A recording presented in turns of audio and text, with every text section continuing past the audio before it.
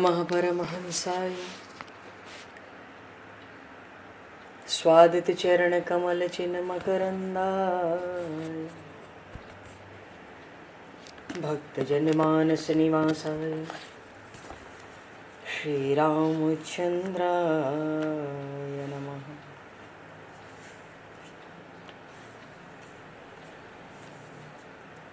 वंदे विदेहतनया पदपुंडरीकम् केशौरसौरभसमाहत योगिचेत्तम् हन्तुं प्रतापमनिशं मुनिहंससेव्यं सन्मानशालिपरिपीत परागपुञ्जम्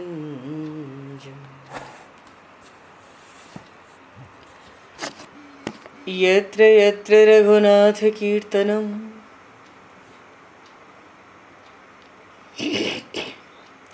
तत्र तत्र कृतमस्तकाञ्जलिं बाष्पवारि परिपूर्णलोचनं मारुतं नमत राक्षसान्तकम् कुन्द इंदुसमदेह उमारमण करुणायन जाहि दीन परनेह करहु कृपा मर्दन मयन।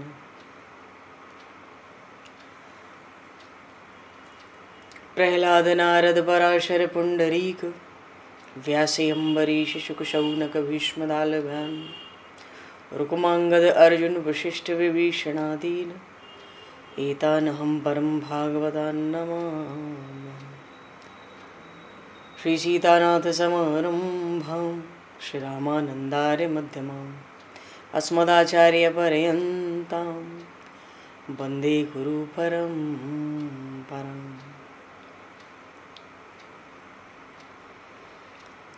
वर्णानामर्थसङ्घानां रसानां छन्दसामपि मङ्गलानां च कर्तारो वन्दे वाणी विनायकौ।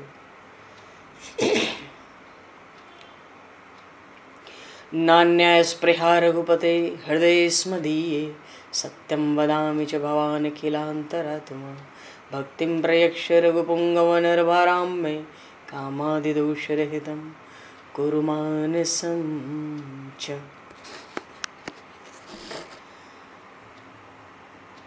बंधु तुलसी के चरण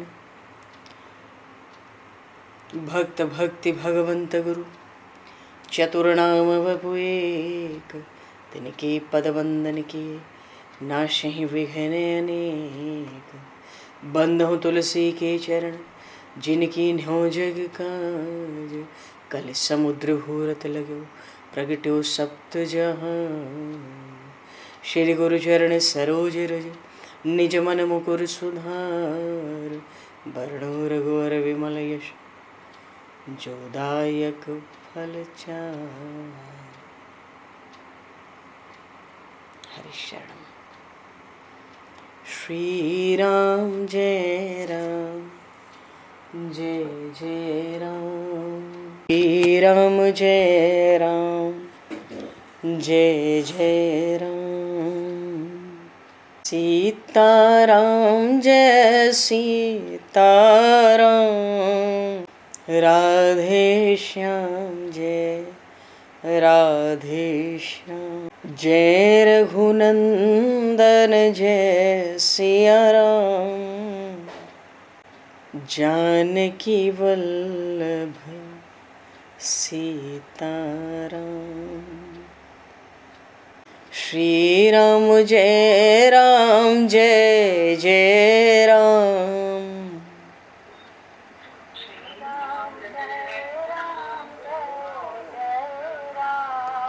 श्री राम जय जय राम।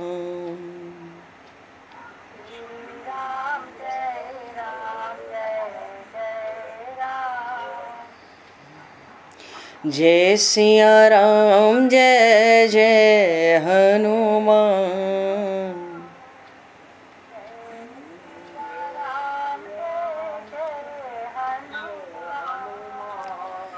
श्री गुरु रामानंद भगवान।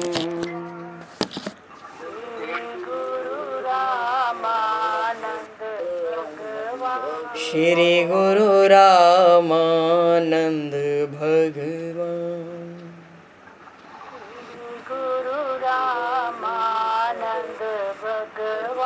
श्री राम जय जय राम।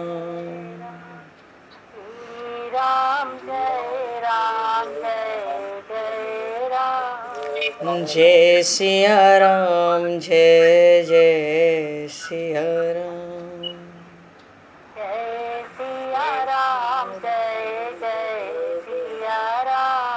जय सिया राम जय जय सिया राम।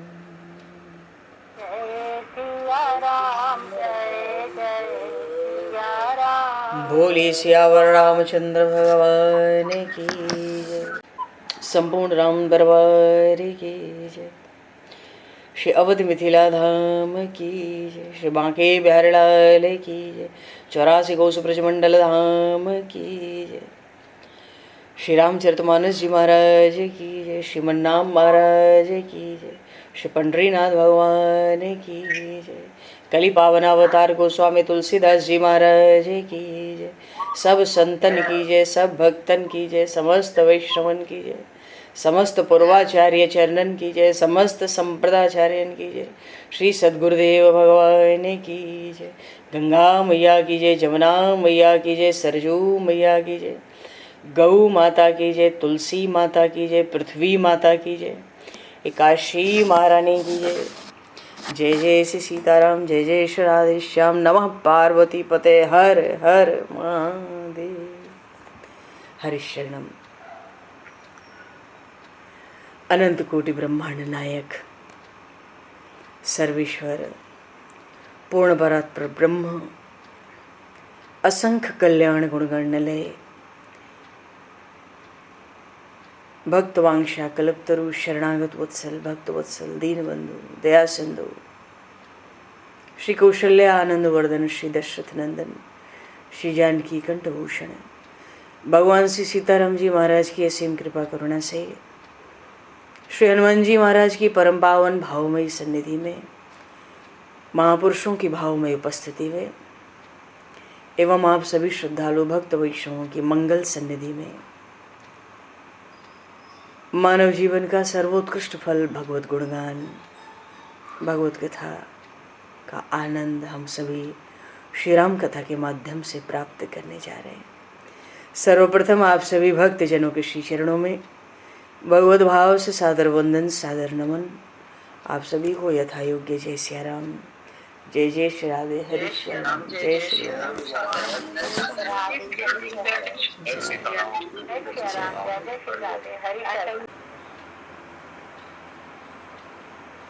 श्री रामचंद्र चरणौ मनसा स्मरामि। श्री रामचंद्र चरणौ वचसा गृह्णामि।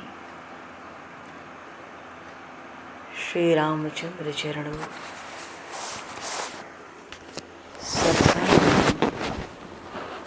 श्री रामचंद्र चरणौ शरणं प्रपद्ये।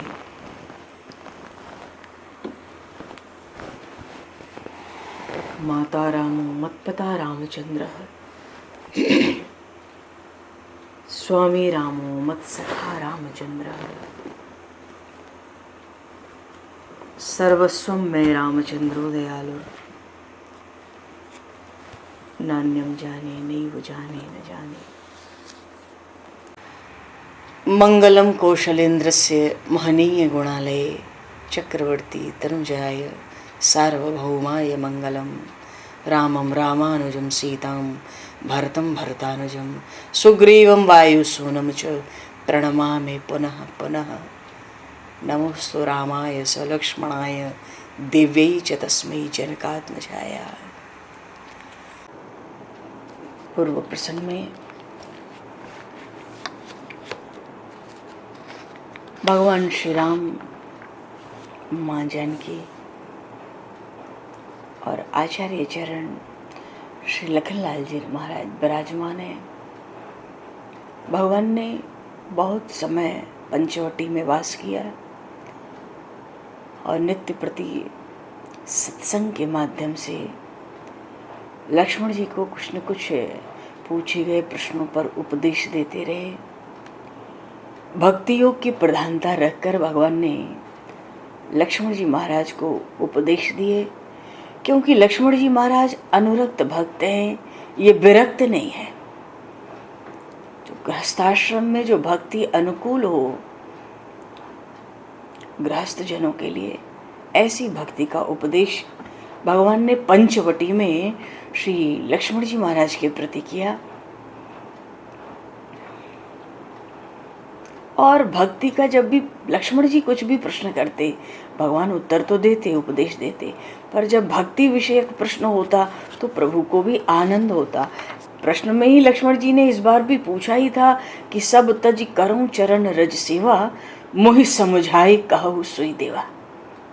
तो भक्ति ही तो प्रधान है, चरणों की रज की सेवा चाहते हैं, प्रभु के चरणों में अपनी संपूर्ण निष्ठा अनिष्ठा है। ये तो हम लोगों के लिए श्री लक्ष्मण जी महाराज ने जीव मात्र के कल्याण के लिए ये प्रश्न किए हैं। उनको इन प्रश्नों के उत्तर की क्या आवश्यकता है? इससे जीव कल्याण होता है। भगवान के जो अवतार चरित्र हैं, जन जन का युगों युगों से इस लक्ष्य 84 से उद्धार करते आए हैं। भगवान को जब भक्ति विषय कोई प्रश्न होता तो बड़ा आनंद होता, और प्रभु भी खूब बखान बखान करके मम गुण गावत पुलक शरीरा, गद गद गिरा नयन बह नीरा। सार बात ये, अच्छा दोहा जो है 8 चौपाई 10 चौपाई होती है, फिर एक दोहा आता है। दोहा में उन 8-10 चौपाई का दोहन ही होता है, सार सार ही होता है, इसलिए वो दोहा आता है।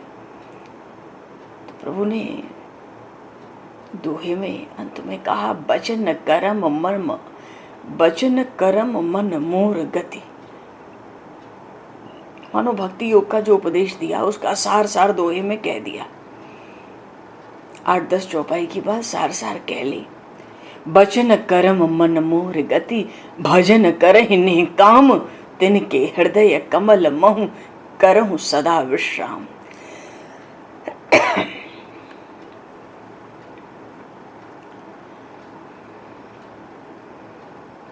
जो मन से, वाणी से, शरीर से, जिनको केवल भगवान की ही गति है, प्रभु का ही आश्रय है, प्रभु का ही विश्वास है, बल है, और निरंतर भगवान का गुणानुवाद करते हैं, निष्काम होकर, कोई आशा नहीं है, कामना नहीं है, बिल्कुल निरपेक्ष। कोटि कोटि जन्मों के बाद जीव के भीतर निरपेक्षता आती है। चाह गई चिंता मिटी, मनवा बेपरवाह, जिसको कछु नहीं चाहिए सोई शहंशाह। भजन करहि निह काम, आशा रूपी पसीना बिल्कुल निकल जाए, मनसा वाचा कर्मणा, भगवान का ही बल हो, भगवान की ही गति हो, भगवान का ही आश्रय हो। भगवान कहते हैं ऐसे जो भक्त हैं, हे लक्ष्मण, तिनके हृदय कमल महु। प्रभु कह रहे हैं, देखो अभी तो प्रभु के लिए ऐसा कहा जाता था ना, चरण कमल, हृदय कमल। भगवान कहते हैं जो मनसा वाचा कर्मणा निष्काम होके मेरा गुणानुवाद करते रहते हैं, स्मरण करते रहते हैं, चिंतन करते रहते हैं निरंतर, उनके हृदय कमल में, भगवान ने ऐसे भक्तों के हृदय को कमल बता दिया, उनके हृदय कमल में करहूँ सदा विश्राम। तो विश्राम तो तभी करेंगे जब हृदय कमल, अगर भक्तों का हृदय कमल हो जाए तो भगवान को भौरा बनकर आना पड़ता है। फिर भक्त को परिश्रम नहीं होता, भौरा स्वयं चल के पराग के लिए, पुष्प रस के लिए पुष्प के पास आता है। भगवान ने स्वयं अपने श्रीमुख से कहा, तिनके हृदय कमल मह, मनो कह दिया उनका हृदय तो कमल है, मैं उनके हृदय कमल पे खुद मंडराया करता हूँ, मैं खुद जाया करता हूँ, पहुंचा ही रहता हूँ। ऐसे भक्तों को मुझ तक पहुंचने की आवश्यकता नहीं है। भगत योग सुने अति सुख पावा, लक्ष्मण राम चरण शरणावा। भक्ति की महिमा ही ऐसी है।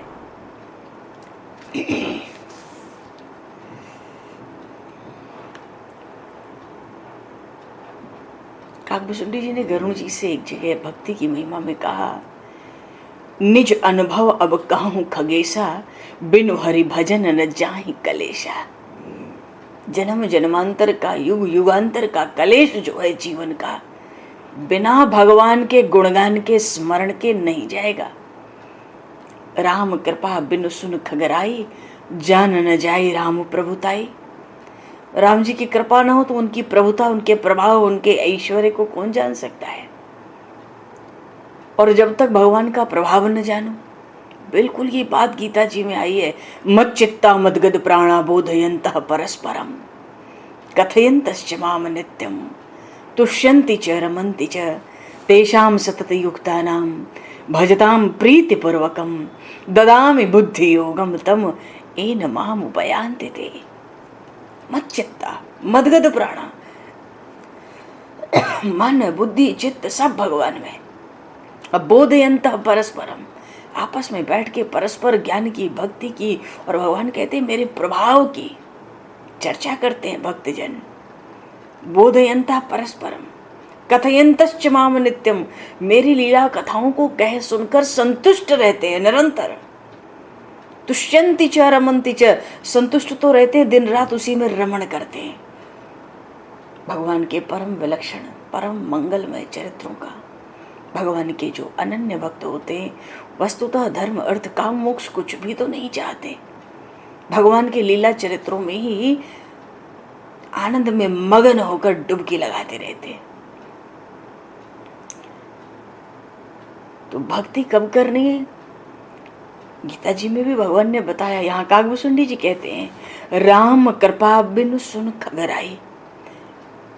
पक्षियों के राजा गरुड़ राम जी की कृपा के बिना जान ही न जाए राम प्रभुताई। उनकी प्रभुता कोई जान नहीं सकता, उनका प्रभाव। तो प्रभाव जानना जरूरी है क्या?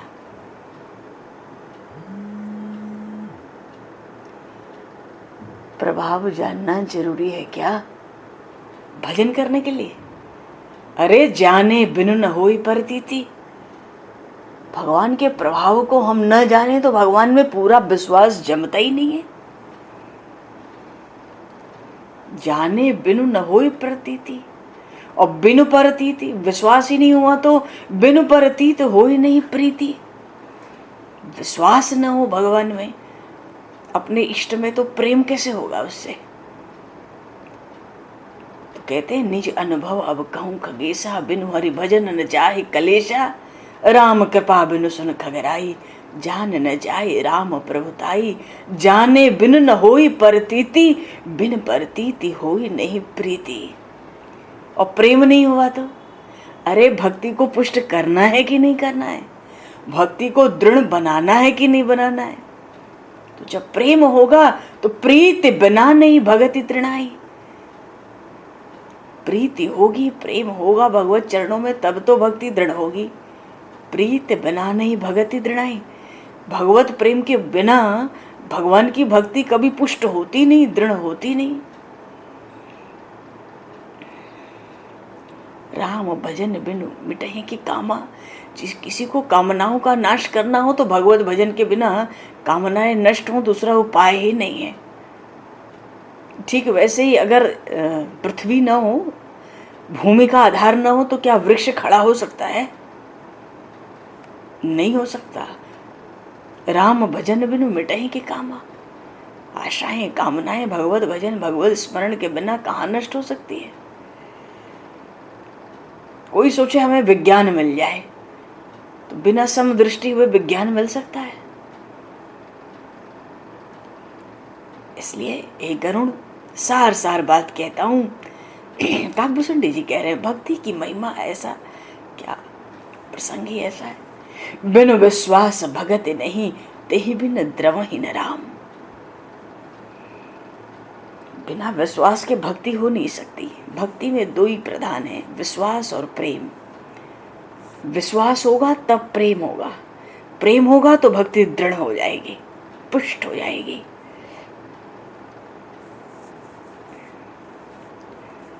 तो बिन विश्वास भगति नहीं, और भक्ति न हो, विश्वास न हो तो भक्ति न हो, और भक्ति न हो तो राम जी कभी कृपा न करे, द्रवित न हो।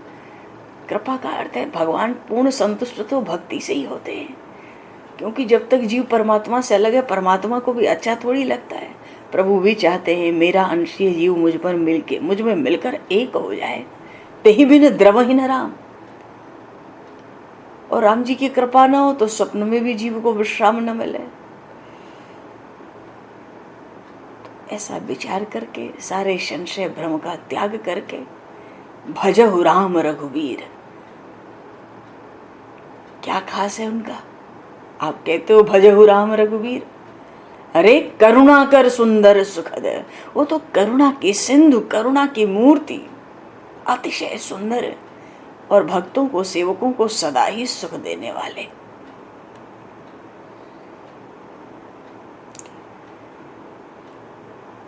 प्रभु की महिमा, उनका नाम, उनका रूप, उनका गुण। महिमा नाम रूप गुण गाथा, सकल अमित अनंत रघुनाथा। निज निज मति मुनि हरि गुण गावहीं, निगम शेष शिव पार न पावहीं। तिमि रघुपति लीला, महिमा अवगाहा, तात कबहु कोई भाव की था। ऐसा प्रभाव प्रकट किया, इस बात को कह के ऐसा प्रभाव प्रकट किया। अभी तो आगे ये चरित्र आएंगे, पर वहां तक पहुंचने में तो अभी बहुत समय है। कुल मिला के बात, सार बात यह है कि निरुपम न उपमा आन राम समान, राम निगम कहें जिमि कोटि सत खगोत सम रवि कहत लघ अति लघुता लहे। एहि भांति निज निज मत विलास, मुनीस हरि बखानहि। प्रभु भाव गाहक अति कृपाल, सप्रेम सुनि सुख पावहीं। राम अमित गुण सागर, थाह कि पावई कोई। संतन सन जस किछु सुनेऊ, तुम्हि सुनाएऊ सोई।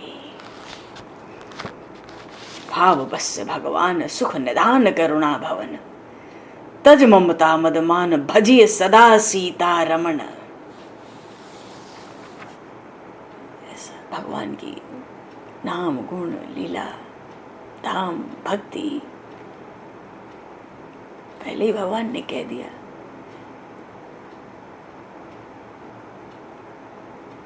भगति तात अनुपम सुख मूला, मिलहि जो संत हो ही अनुकूल। तो कागभूषुंडी जी भी कहते हैं, संतन सन जस किछ सुनेऊ, तुम्हें सुनाएऊ सोई। जिसको जो भी प्राप्त हुआ, सत्संग में ही तो प्राप्त हुआ। अच्छा, तो लक्ष्मण भगति योग, लक्ष्मण भगति जोग लक्ष्मण सुख पा सुनि पाव। भगति जोग सुनि अति सुख पावा, लक्ष्मण राम चरण शरणावा। लक्ष्मण जी को बड़ा आनंद हुआ भगवान की भक्ति की महिमा, और वो भी भगवान के श्री मुखारविंद से। अतिशय आनंद हुआ लक्ष्मण जी महाराज को। और गोस्वामी जी कहते हैं श्री रामचरितमानस में, एहि विधि गए कछुक दिन बीती, कहत विराग ज्ञान गुण नीति। 2, 4, 6, 8 महीना पंचवटी में ऐसे ही सुखपूर्वक निकल गए। सत्संग होते होते भगवान श्री राम के मुखारविंद से, श्रीमुख से उनका उपदेश श्रवण करते करते, कहत विराग ज्ञान गुण नीति। प्रभु कहते तो सब हैं, सुनाते तो सब हैं, पर प्रभु को भी भक्ति का पक्षपात है, क्योंकि बड़ा सरल सुगम मार्ग है। सुगम पंथ मोहि पावहि प्राणी। भगवान भी चाहते हैं मेरा जीव जो मुझसे बिछड़ गया है, मेरा अंश, मेरा स्वरूप, वो सहजता से, सुगमता से मुझ में मिल जाए। और भैया आगे गोस्वामी जी कहते हैं, ये बात तो कही कि यही विधि गए कछुक दिन बीती, कहत विराग ज्ञान गुण नीति। और फिर तुरंत कहते हैं, सुपर्णखा रावण की बहिनी, दुष्ट हृदय दारुण जस अहिनी।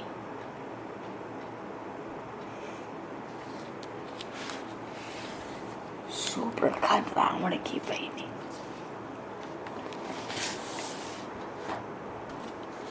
देखो भगवान, कल जन्माष्टमी का महापर्व है।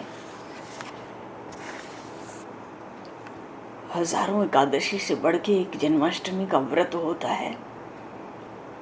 विधान तो इसको निर्जल व्रत करने का होता है, रात को अभिषेक करके पारण कर लेते हैं पंचामृत से। पर जिनकी अपनी निष्ठा है तो भाई सूर्योदय से सूर्योदय तक ही चलते हैं। अपने राम को भी वही ठीक लगता है, सूर्योदय से सूर्योदय व्रत करो। तो फिर सुबह के बाद पारण कर लेते हैं।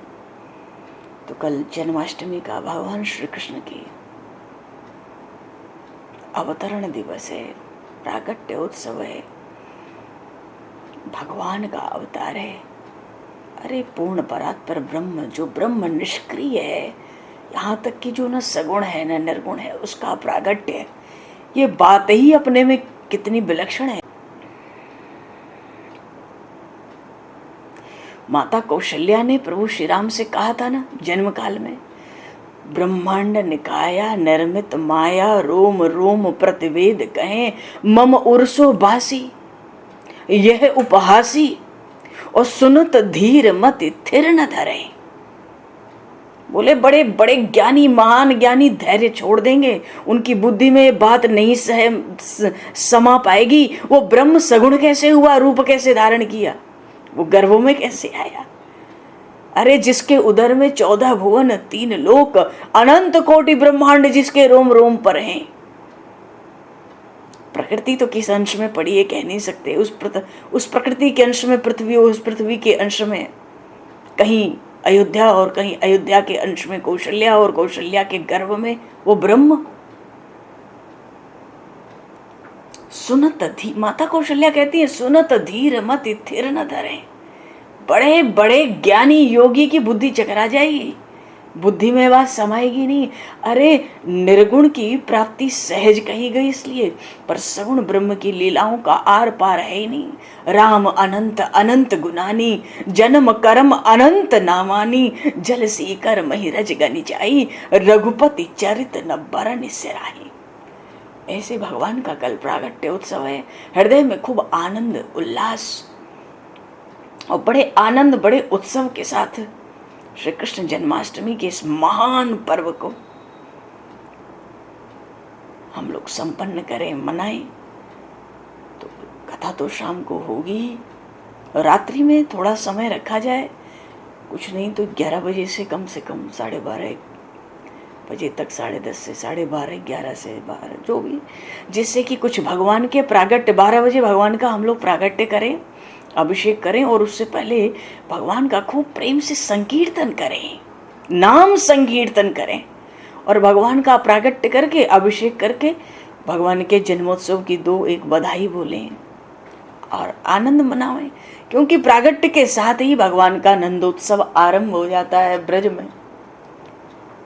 तो कल कुछ ऐसा भी समय थोड़ा सा रख लेंगे, रात्रि में रखते ही हैं, रखेंगे ही। देखो जीवन का ये प्रमाण है, श्वास चलती है उसका क्या प्रमाण है। चित्त भगवान में रहना चाहिए, नाम गुणगान में रहना चाहिए, उत्सवों में रहना चाहिए। भगवान के जो भक्त होते हैं, वैष्णव होते हैं, जहाँ उत्सव नहीं हो वहाँ रहते ही नहीं, वो रह सकते ही नहीं। उनको स्वर्ग में बिठा दो, एक क्षण नहीं रहेंगे। न यत्र वैकुंठ कथा सुधापगाः, न यत्र यज्ञेषु मखा महोत्सवाः, सुरेश लोको बिन वैश्य सेवताम। जहाँ भगवान की कथा रूपी गंगा प्रवाहित नहीं होती, जहाँ भगवान के दिव्य उत्सव नहीं होते, भक्तजन ऐसे स्थान का सेवन करते ही नहीं है, वैष्णव ऐसे स्थान में रहते नहीं है। उत्सव, ये उत्सव ही भक्तों के हृदय का उत्सव बन जाता है।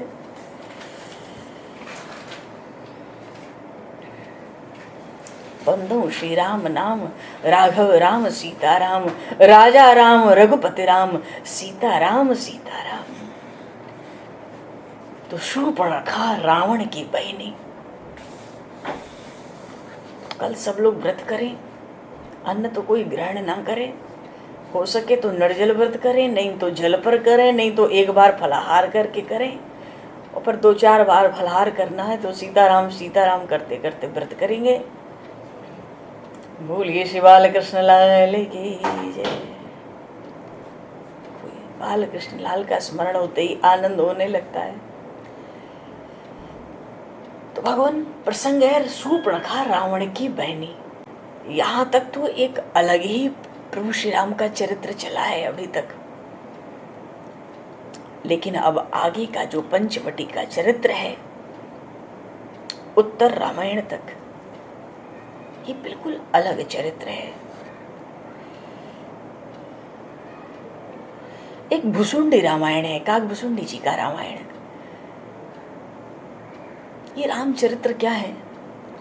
नाना भांति राम अवतारा, रामायण सत कोटि अपारा, कल्प भेद हरि चरित सुहाए, भांति अनेक मुनि जन गाए। एक भुसुंडी रामायण है।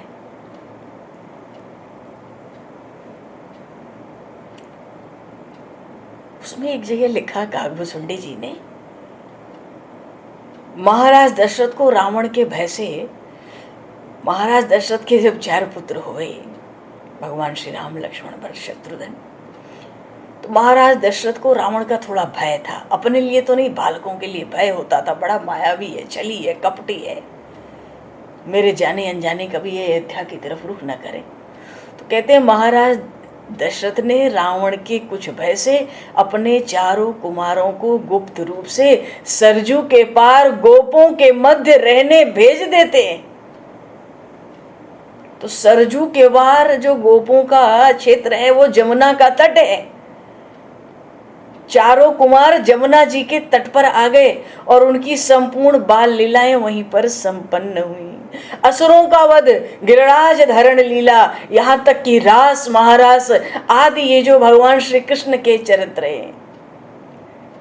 काकभुसुंडी जी कहते हैं मेरे राम जी वहां पहुंच गए थे सरजू पार करके जमुना तट पर, और 4 कुमारों ने बाल लीलाएं वहीं संपन्न की। बोलिए श्री राघवेंद्र सरकार की जय। भैया ये तो काकभुसुंडी जी का रामायण है। 100 करोड़ रामायण है। कितने रामायण है? 100 करोड़। चरितम रघुनाथस्य सतकोटि प्रविष्टरम, एकैक अक्षरम पुंसाम महापातक नाशनम। एक एक अक्षर उसका जीव के महा पापों का नाश करने में समर्थ है। एक एक अक्षर। रामचरित्र तो अब अपनी गति से चलेंगे। रामचरित जे सुनत अगाही, रस विशेष जाना तिन नाही। कोई कह रहे जी हमने तो राम जी का बहुत चरित्र सुन लिया, आप कुछ और सुने।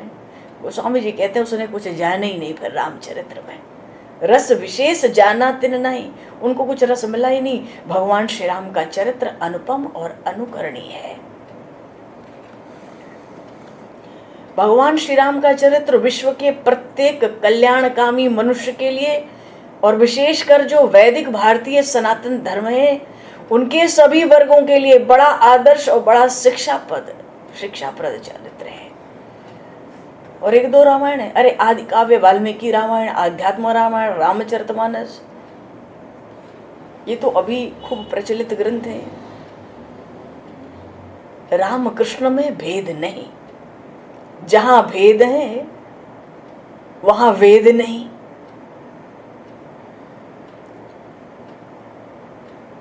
भगवान श्री राम का कथन, लीलाओं को कहना सुनना, ये केवल भगवत चिंतन ही नहीं है, इससे हम बहुत बड़े अपने पितृ ऋण से भी मुक्ति पा लेते हैं। अंतःकरण की शुद्धि का सर्वश्रेष्ठ साधन है भगवान के नाम और गुणों का गान करना, चरित्रों का गान करना। भगवान श्री राम के चरित्र अनंत हैं। अनेक कल्पों की कथाओं का वर्णन भिन्न भिन्न ग्रंथों में है।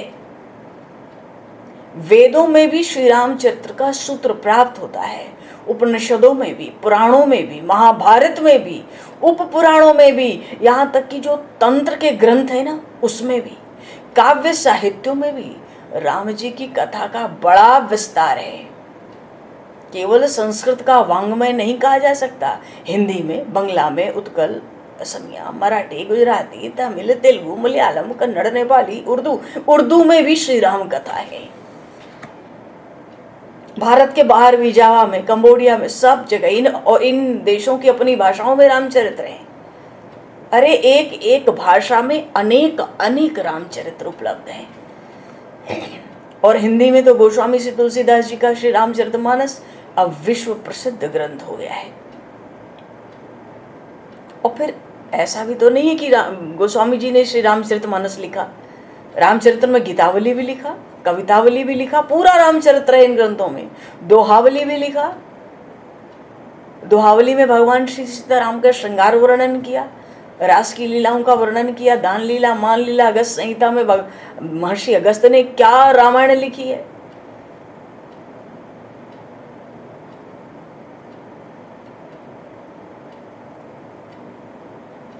कोई संभव नहीं है कि श्री रामचरित्र की विविध कथाओं का पूरा संकलन कोई कर ले, कोई कह ले, कोई सुन ले।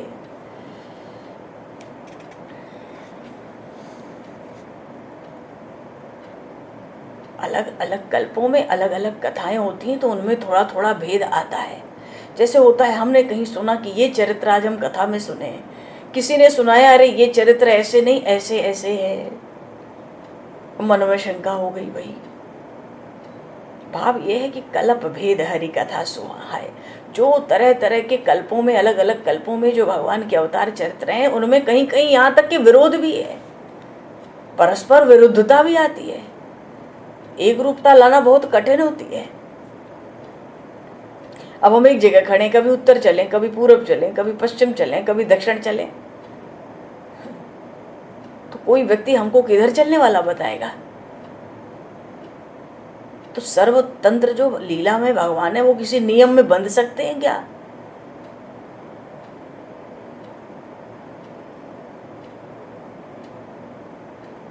भक्तजन जो कथा करते हैं, प्रेमी जन अपने अंतर में भगवान श्री राम के चरित्र का चिंतन करते हैं। जहाँ आनंद होता है, चलता है, वो कहते चलते हैं।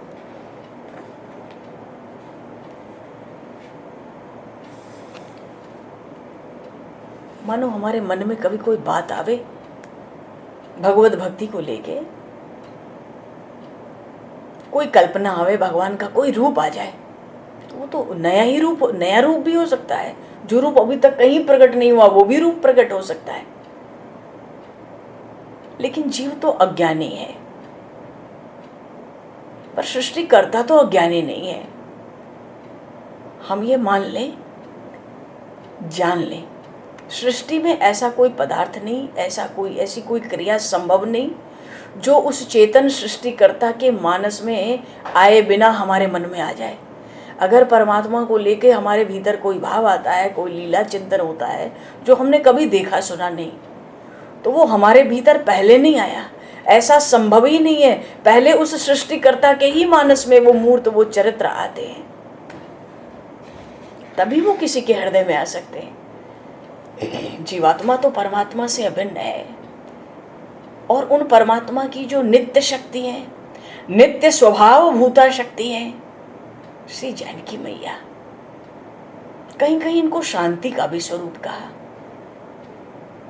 हमारे जीवन की जो शांति हो अज्ञान के कारण छिप जाती है। जीवन में वैराग्य आवे तब शांति का पता लगे। अज्ञान का नाश हो तब कहीं शांति की कुछ उपलब्धि हो सके।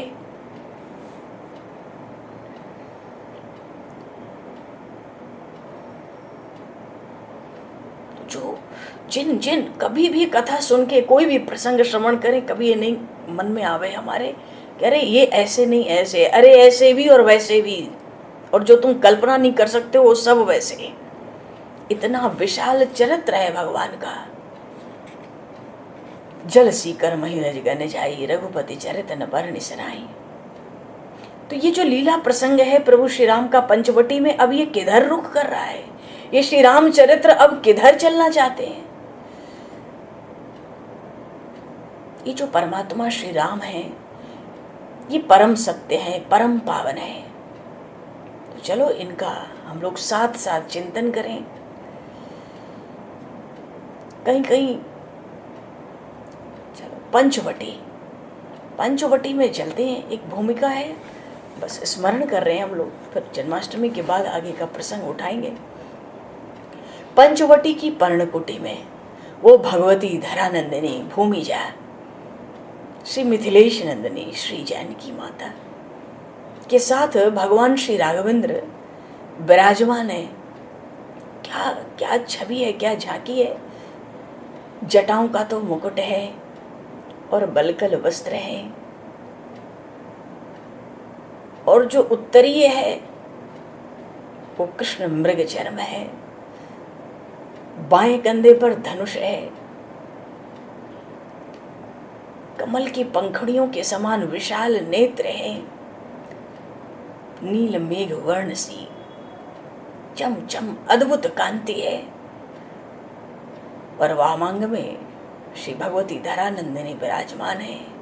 बोलिए श्री सीताराम जी महाराज की जय। भूमिका है बस आगे की कथा की। एक दिन भगवान ने श्री जानकी मैया से कहा, देवी, इस धरा पर न तो मैं अकारण आया हूं और न तुम अकारण आए हो। एक दिन एकांत का प्रसंग है, जब लक्ष्मण जी पास के वन में फल कंद मूल लेने गए थे। भगवान श्री राम अपनी अभिन्न उन श्री विदेह नंदिनी से कहते हैं, हम दोनों के अवतरण का मुख्य प्रयोजन तो पूरा हो ही रहा है। तो मुख्य प्रयोजन क्या है भगवान के अवतरण का? भगवान से सीताराम के अवतरण का मुख्य प्रयोजन क्या है, जिसको भगवान कहते हैं कि मुख्य प्रयोजन पूरा हो रहा है? वो ये है कि भगवान से सीताराम व्यक्त रूप में आए हैं। जो अव्यक्त ब्रह्म है वो व्यक्त रूप में आया है, जो अद्वैत है वो द्वैत रूप लिया है। तो प्रकट रूप से मुख्य प्रयोजन भगवान श्री सीताराम के अवतरण का मुख्य प्रयोजन जो पूरा हो रहा है वो यही है कि व्यक्त रूप से जो हमारे चरित्र हैं, इन चरित्रों का चिंतन प्राणियों को पवित्र करके परम धाम का अधिकारी बनाता रहेगा। मानो चरित्र तो भगवान के चल ही रहे ना, जब से प्रागट्य हुआ है आ गए हैं पंचवटी तक, चरित्र तो भगवान के चल ही रहे हैं, भगवान श्री सीताराम के। तो ये चरित्र, इन चरित्रों का चिंतन जीव मात्र को पवित्र करके भगवान के परम धाम का अधिकारी बनाता रहेगा, और बना रहा है। लेकिन ये तो मुख्य प्रयोजन है भगवान श्री सीताराम के अवतरण का, ये मुख्य प्रयोजन प्रभु ने अपने श्रीमुख से बताया। लेकिन ये भी तो है ना कि ये जो देवताओं का संकट भी तो दूर करना है।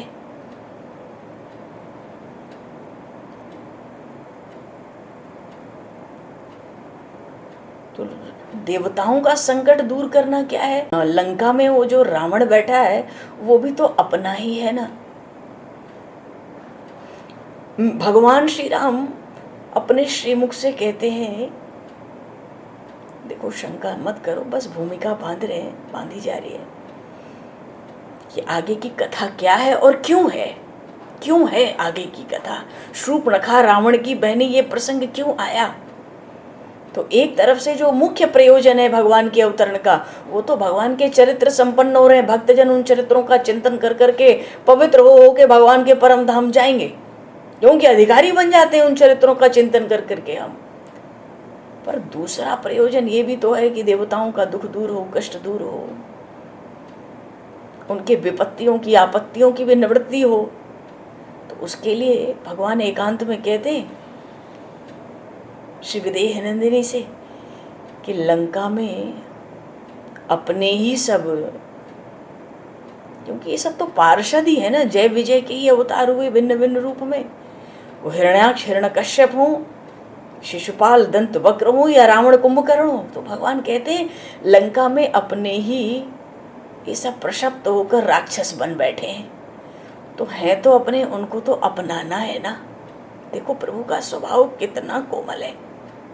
भगवान कहते हैं वो जो लंका में बैठे हैं, भले देवताओं को कष्ट देते हैं, पूरी पृथ्वी को कष्ट देते हैं, पर उनको भी तो अपनाना है ना, क्योंकि वो अपने हैं। अब उनके बीच में अपने इस रूप में तुम रहो, ये उचित तो है नहीं। और अगर कहीं तुम इस रूप में रह जाओ तो आगे की कोई लीला संभव नहीं है। मानो प्रभु कह दिया आपको तो लंका जाना है, वहां राक्षस राज रावण है, पर आप अपने इस रूप में जाओ ये उचित नहीं है। और अगर इस रूप में आप कहीं चली भी जाओ तो फिर आगे कोई लीला संभव नहीं है। ऐसा क्यों कहा भगवान ने? अरे जहां श्री किशोरी जी की, श्री जानकी मैया की साक्षात सन्निधि, अगर लंका में साक्षात सन्निधि हो जाए तो वहां उन राक्षसों का आसुर भाव 2 क्षण भी टिक नहीं सकेगा। बोलिए श्री जानकी मैया की जय। ये तो श्री किशोरी जी का ऐसा प्रभाव है, उनके आसपास जहां वो रह जाएं वहां आसपास कोई आसुरी भाव, राक्षसी भाव टिकेगा क्या? टिकेगा ही नहीं, तो फिर लीला कैसे होगी? लीला संभव ही नहीं है। और फिर भी मान लो तुम लंका चली जाओ और वहां कोई लीला न भी हो पाए, पर तुम्हारी जो ऐश्वर्य शक्ति है वो तो इस अवमानना को सहन करेगी नहीं, तब भी कुछ नहीं होगा। हमारे अवतरण की जो प्रयोजन की जो लीला चरित्र कुछ एक बचे हैं, अभी तक तो भक्तों को, प्रेमियों को अपनाते चले हैं, उनको भी तो वो भी अपने, उसको भी अपनाना है। पर आप इस रूप में नहीं जाओ, इस रूप में जाओगी तो उचित नहीं है। इस रूप में चली गई तो राक्षसों का राक्षसी भाव 2 क्षण टिकेगा नहीं। आपकी सन्निधि का ऐसा प्रभाव है,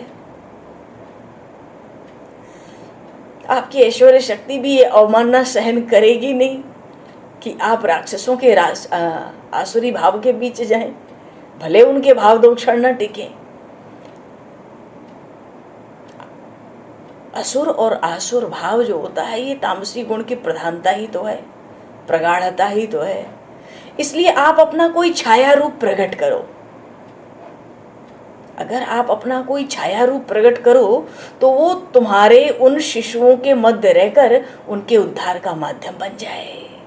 बोले श्री राम राजा सरकार की जय। प्रभु कहते हैं, मानो कह दिया कोई माया की सीता बननी चाहिए। आप इस रूप से जाओगी तो उचित नहीं है, वहां चली भी गई तो कोई राक्षस फिर बचेगा नहीं आपकी सन्निधि से, आपकी ऐश्वर्य शक्ति वो कुछ सहन करेगी नहीं। तो आप अपना कोई, अपनी माया का रूप प्रकट करने का अर्थ है भाव। श्री जानकी मैया ने अपने जैसे शरीर और छाया होती है, उस छाया को ही प्रकट किया, और कोई मायावी रूप अलग से तैयार नहीं हुआ। श्री जानकी मैया की जो छाया थी, जैसे हमारे शरीर की एक परछाई होती है, छाया होती है, वैसे उनके शरीर की जो छाया थी वो ही माया की सीता है। भगवान कहते हैं अपनी छाया रूप को प्रकट कर लो और अपने उन शिशुओं के बीच में चले जाओ, उनके बीच में आप कुछ समय रह लो, कुछ काल रह लो, तो उनके उद्धार का आप माध्यम बन जाओगी। इतनी कृपा अपने उन शिशुओं के लिए करो। अरे तृण हो या ब्रह्मा हो, कोई भी जो सामने आया वो तो शिशु रूप में आया। उनकी ऐसी अपार करुणा, अपार दया, अपार कृपा है, ऐसी वो दयामयी है, करुणामयी है, कृपामयी है। भगवान कहते हैं उन शिशुओं के मध्य रहकर उनके उद्धार का माध्यम बन जाओ। श्री जानकी मैया ने देखा, प्रभु की बात सुनी, वो तो कहती है, हे आर्यपुत्र, यदि आप कोई लीला का अभिनय करना चाहते हैं तो मुझे क्या आपत्ति है। मानो श्री जनक नंदिनी ने अपनी सम्मति दे दी, ठीक है जैसा कहो वैसा कर ले। और इतना कहते ही अचानक उनके शरीर की छाया जो थी ना, वो मूर्तिमान होकर खड़ी हो गई। जो शरीर की छाया शरीर से अभिन्न होती है, वो सामने, वही छाया सामने मूर्तिमान रूप से खड़ी हो गई। ठीक ऐसी मूर्ति कि उसमें किंचित भी अंतर पहचानना संभव नहीं था। जानकी मैया ने प्रभु से कहा, अब इसी को आप अपने वामांग में विराजमान कर लो। जब असुरों के मध्य भेजना है तो भाई अपनी सन्निधि से तो आसुरी भाव रहेगा नहीं। इनको ले जाओ, ये मेरी छाया ले जाओ, इनको जो करना है कर लो।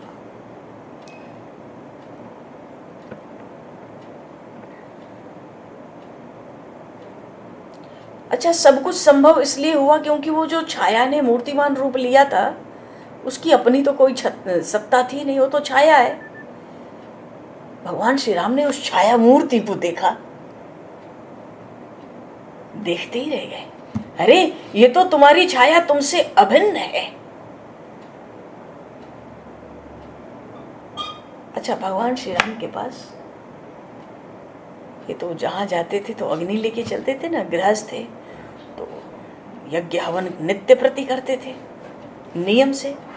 तो जो गृहस्थ की अग्नि होती है वो अग्नि सदा ही भगवान श्री राम के साथ रहती थी, वनवास काल में भी। और उसकी रक्षा कौन करता था? श्री जानकी मैया। उन्होंने उसको अपना धर्म, लक्ष्मण जी नहीं, अरे गृहस्थ की अग्नि है तो पतिदेव की अग्नि है नित्य की, तो वो बुझे ना, उसकी रक्षा जानकी मैया करती थी। तो वो जो अग्नि थी, जिस अग्नि में भगवान श्री राम नित्य ही हवन किया करते थे, जिसकी रक्षा सतत बड़ी सावधानी से अब तक श्री जानकी मैया ने कर रखी थी, जानकी मैया तो जी उसमें प्रविष्ट हो गई। जो छाया, मूर्तिमान छाया थी, भगवान से कहा वामांग में बैठाओ और इसी अग्नि में हम प्रवेश कर लेते। आज तक इसकी बड़ी सावधानी से रक्षा की है, उसमें वो प्रविष्ट हो गई। मानो उस दशग्रीय रावण के दलन का जो प्रधान कार्य था ना, उसी दिन पंचवटी में एकांत में उसी कुटिया पर्णशाला में पूर्ण हुआ।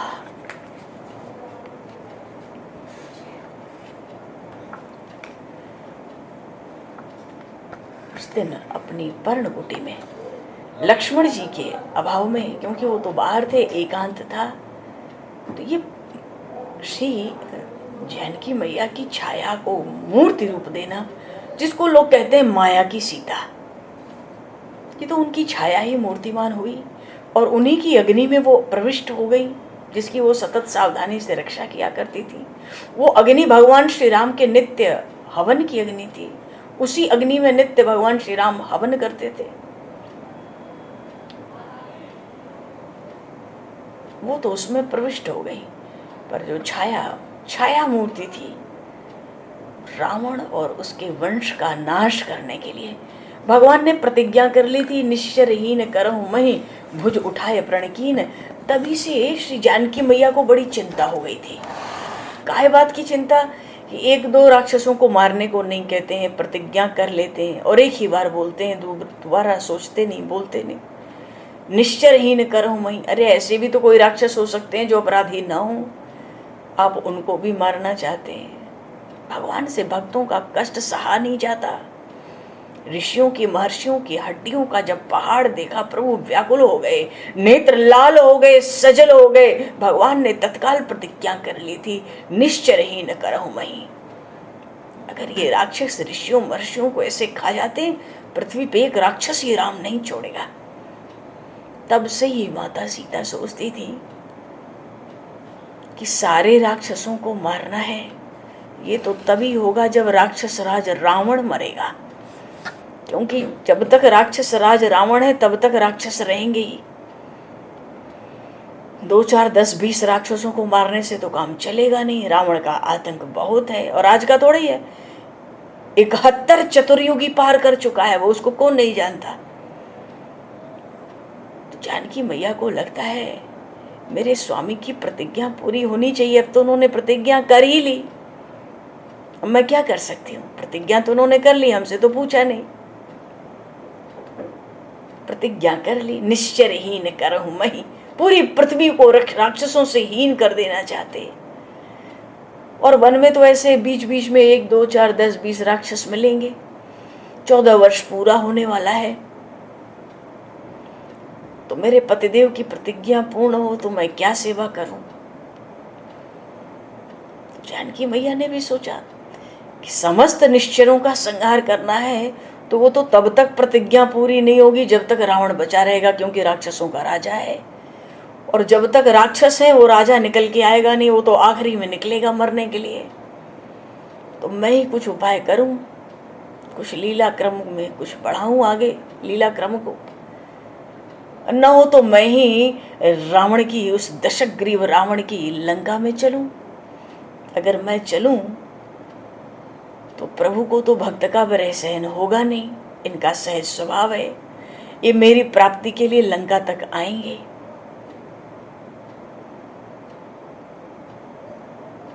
और उस युद्ध में पृथ्वी के समस्त निशाचरों का, राक्षसों का रावण के माध्यम से संहार हो जाएगा। देखो, चरित्र तो बनाने वाली है प्रभु का। आज भी वृंदावन में राधे राधे ही होती है। चरित्र तो बनाया है श्री जानकी जी ने, और उन चरित्रों को गाया किसने? हनुमान जी महाराज ने। ये तो यश का निर्माण करने वाली है, चरित्रों को रूप देने वाली है, और हनुमान जी महाराज उन चरित्रों को दिन रात गाते हैं। बोलिए श्री हनुमान जी महाराज की जय।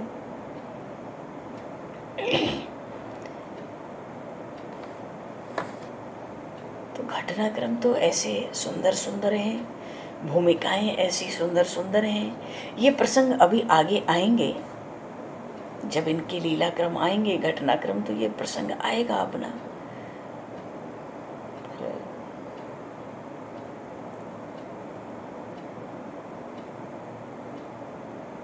कल जन्माष्टमी है तो प्रसंग को आगे बढ़ाना बहुत अच्छा लगा नहीं।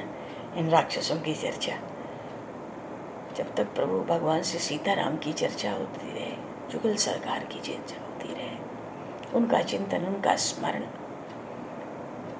भगवान की लीला चरित्रों का स्मरण चिंतन करने से जितना भी किसी भी जाति, किसी भी वर्ण का जीव हो, मनुष्य हो, भक्त हो, भगवान की भक्ति के बल से सहज ही भवसिंधु को पार कर जाता है। भगवान के अवतरण का मुख्य प्रयोजन होता है अपने लीला चरित्रों का विस्तार, कीर्ति की स्थापना, यश की स्थापना, जिसको युगों युगों तक भक्त जन गाते रहते हैं, भगवान के लीला चरित्रों के आवाहन करते रहते हैं। गीता जी में भगवान ने अवतार का प्रयोजन बताया, तो यदा यदा ही धर्मस्य ग्लानिर्भवति भारत, ये तो कहा है। पर ये भी तो कहा ना वहीं पे, परित्राणाय साधूनाम विनाशाय च दुष्कृताम धर्म संस्थापनार्थाय संभवामि युगे युगे। परित्राणाय साधूनाम, भगवान तो प्रेम को जानते हैं, राम ही केवल प्रेम प्यारा। अभी तो ये बड़े बड़े प्रेमी बैठे हैं ना, इनको भी तो मिलना है इसी बीच में, सबसे मिलते चलना है, सब पर कृपा करनी है। जिसको जिस रूप में कृपा चाहिए, कोई प्रेम दान चाहे तो उसको प्रेम का दान करना है। भगवान श्री राम के चरित्र अत्यंत गूढ़ है। उमा राम गुण गूढ़, पंडित मुनि पावहि बिरति, पावहि मोह विमूढ़, जे हरि प्रमुख न भजन। बोलिए सियावर रामचंद्र भगवान की जय। श्री राम राजा सरकार की जय। सब संतन की जय, सब भक्तन की जय। श्री सद्गुरुदेव भगवान की जय। समय को दृष्टिगत करते हुए श्री कृष्ण जन्माष्टमी की परम पावन महोत्सव, महान पर्व की पूर्व संध्या पर सबको अनेकों अनेक बधाई, खूब खूब बधाई। और समय को दृष्टिगत करते हुए दो पल प्रभु के नाम का कीर्तन करके वाणी को विराम दिया जाए। जय सिया राम, जय जय सिया राम, जय सिया राम, जय जय, जय सिया राम।